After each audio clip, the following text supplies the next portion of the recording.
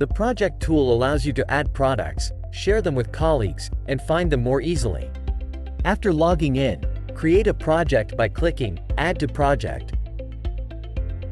Next, visit the Projects page to rename your project as desired.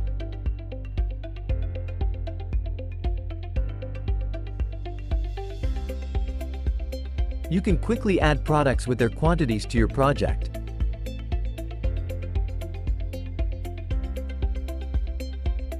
Duplicate your project by selecting Copy at the top.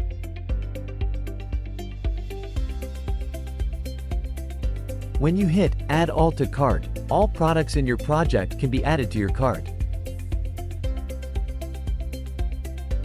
When you click Download, you can download your project as an Excel file. Clicking Share lets you share your project with your colleagues. You also have the option to create a project from your cart. After placing products in your cart, go to the Projects tab and click New Project from Cart. This action will add the products from your cart to your new project. Still have questions? Contact us through our live chat or email us at info@proax.ca.